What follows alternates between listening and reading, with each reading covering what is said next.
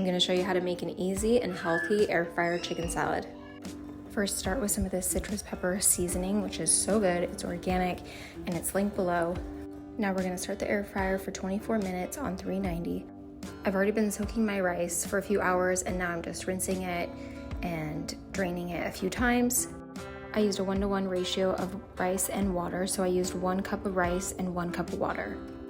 Now I'm going to use the pot and pot method in the Instant Pot. Make sure you have 1 cup of water on the bottom with the trivet. Put it in and turn on high pressure for 20 minutes.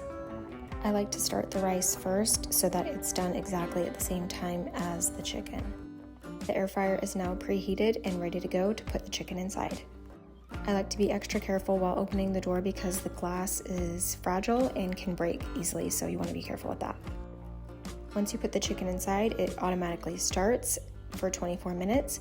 Once it's done, the beeper will go off and I use this ThermPro to measure the temperature of the chicken. You want to make sure that it's over 165 degrees Fahrenheit, that it's cooked all the way inside. Now I'm going to start chopping the vegetables that I want inside of the salad.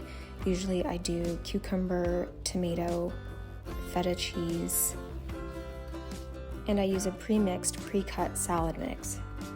Now I just put the chicken on the cutting board and start slicing it. I like to cut it once like this and then again right down the middle to make it into smaller bites. Now I'm going to add some feta crumbles and the chicken breast. As you can see here, the rice has been on keep warm for 31 minutes, so it's perfectly done at the same time.